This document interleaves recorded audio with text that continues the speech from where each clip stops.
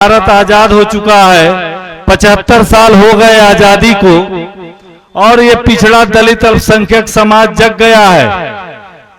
75 साल पहले जो आजादी मिली थी उसको पूर्ण आजादी के रूप में बदलने के लिए माननीय बाबू सिंह कुशवाहा और माननीय ओवैसी साहब ने हाथ मिलाया। साथियों, ये गुंडा राज कब तक चलेगा?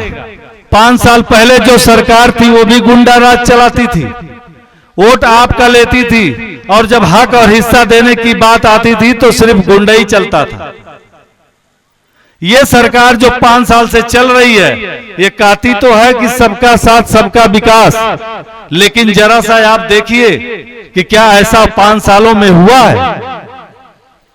क्या ऐसा 5 सालों में ये तय हुआ है कि सबका साथ हो और सबका विकास हो? विकास सबका साथ तो ये लेते हैं, वोट आपका ले लेते हैं, लेकिन विकास वो सिर्फ अपना करते हैं। आज से पौने 200 साल पहले जब पिछड़े दलित अल्पसंख्यक समाज के लोगों को पढ़ने लिखने का अधिकार नहीं मिला था, तो ज्योतिबा राव फूले और माता सावित्रीबाई फूले ने ज्योति की अलग जगाने के लिए, शिक्षा की अलग जगाने के लिए आज से 175 साल पहले जो आंदोलन चलाया, उस आंदोलन की भागीदारी, उस आंदोलन में जो सहयोग करने वाली शिक्षिका थी, पहली महिला शिक्षिका, वो थी फातिमा शेख। और वो गठबंधन जब हुआ फातिमा शेख का और सावित्रीबाई फूले का, तो पूरे देश में माताओं और बहनों को पढ़ने का अधिकार मिला। माताओं और बहनों और बालिकाओं को पढ़ने के लिए पहला विद्यालय खुला। ये 175 साल पहले हुआ था। और आज जब आपको हक और हिस्सा दिलाने की बात उठी है, तो आज 175 साल बाद माननीय ओवैसी साहब और माननीय कुशवाहा जी ने समझौता किया है। वो इसलिए किया है कि 75 सालों में उन्होंने देखा है कि आपके हक और हिस्से को कुछ गिनती भर लोगों ने खा लिया।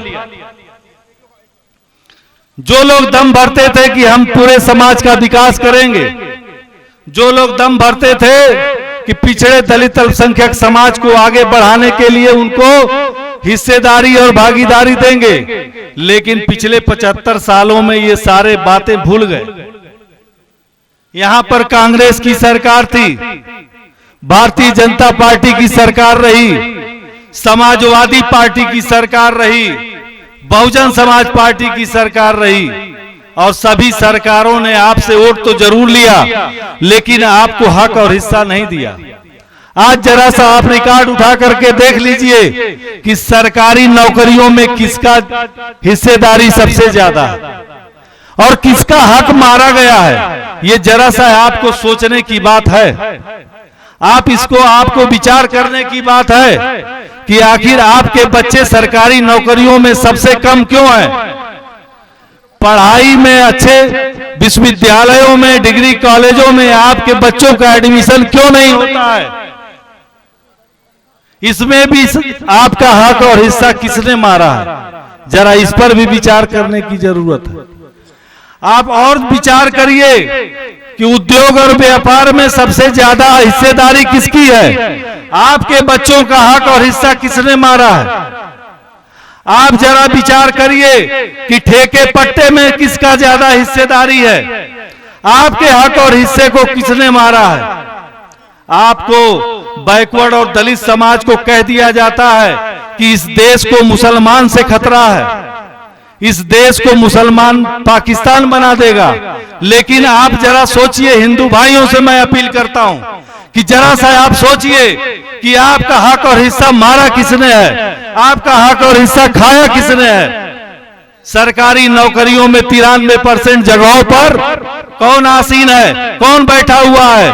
7% स्थान पे आपको मिला हुआ, जबकि आज से 25-30 साल पहले 1989-90 में आरक्षण व्यवस्था लागू हुए, बैकवर्ड को 27% का आरक्षण दिया गया, दलित को 23% आरक्षण संविधान बनने के बाद ही दे दिया गया, लेकिन आज तक इसका पालन सही ढंग से नहीं हुआ।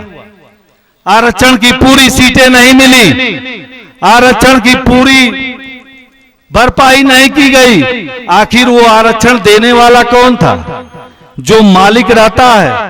आप शादी विवाह में जाते होंगे, बैठ के जब खाना आप खाने बैठते हैं तो परोसने वाला आपका होता है, तो आपको जरा बढ़ा करके देता है। यही हाल इन सरकारों का रहा है। जो सरकारें पिछले 75 साल में चली, परोसने वाला आपका नहीं था, इसलिए आरक्षण भी पूरी तरह से आपको नहीं मिला, आपका हक और हिस्सा पूरी तरह से नहीं मिला। यदि परोसने वाला आपका हो जाए तो आपका पूरा हक और हिस्सा मिलेगा, कहीं कोई कमी नहीं रहेगी। और इसीलिए माननीय बाबू सिंह कुशवाहा जी ने और माननीय असदुद्दीन ओवैसी साहब ने हाथ मिलाया है परोसने वाला बनने के लिए। साथियों, पिछड़े दलित अल्पसंख्यक समाज के लोगों, आपको अपनी सरकार बनानी होगी। यदि आप चाहते हैं कि शिक्षा में, व्यवसाय में, जमीन जायदाद में, रोजगार में, ठेका पट्टा में, सब में आपको हक और हिस्सा मिले, तो आपको अपनी सरकार बनानी होगी, अपना मुख्यमंत्री बनाना होगा। और माननीय बाबू सिंह कुशवाहा जी ये बार बार कहते हैं कि जिसकी जितनी संख्या बारी उसकी उतनी हिस्सेदारी, संख्या के आधार पर सबको हक और हिस्सा दिया जाएगा। चुनाव से थोड़ी दिन पहले ये चर्चा चली कि अब पिछड़े और दलित अल्पसंख्यक समाज का कि जातिगत जनगणना कराई जाएगी, लेकिन किसी भी सरकार के कान पे जू नहीं रहेगा।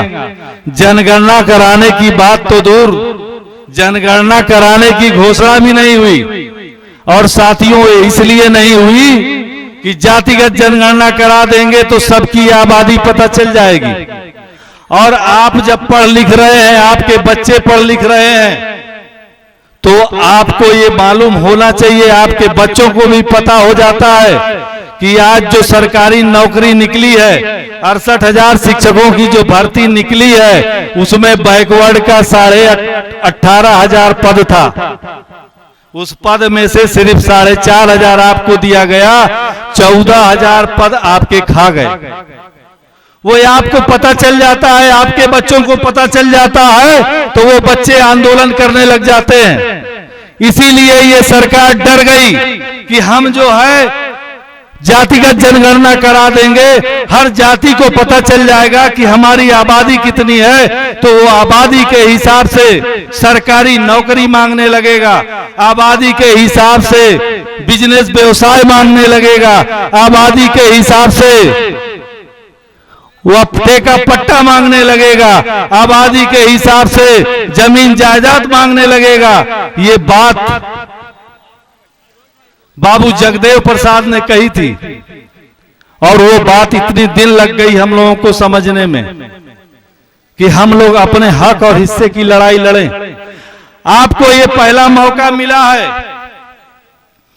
माननीय बाबू सिंह कुशवाहा और माननीय ओवैसी साहब दोनों लोगों ने हाथ मिला करके एक साथ आगे बढ़ने के लिए, आपको हक और हिस्सा दिलाने के लिए एक साथ आए हैं। और आपको ये मौका मिला है, ये मौका चूक गए आप तो फिर आपको आने वाले 70-75 साल इंतजार करने पड़ेंगे अपने हक और हिस्से के लिए, अपने बच्चों के भाग्य और भविष्य के लिए। इसलिए साथियों, कमर कस लीजिए। गैस का सिलेंडर भी बड़ा चर्चा में रहा है। पिछले सालों में 300 से लेकर के रेट 1,000 हो गया ये गैस सिलेंडर का। अब सोचिए कि आपको भोजन ना मिले, इसके लिए भी व्यवस्था की जा रही थी। आपका खाना ना बन पाए, आपके पास आटा चावल दाल हो लेकिन गैस सिलेंडर ना हो। सरकार ये चाहती है कि आपको भोजन नहीं मिलेगा तो आप सरकार की तरफ देखेंगे, सरकार की तरफ चेहरा देखेंगे, सरकार का चेहरा देखेंगे और कहेंगे कि सरकार हमको कुछ मदद करे तो हम अपना गैस सिलेंडर भरा लें।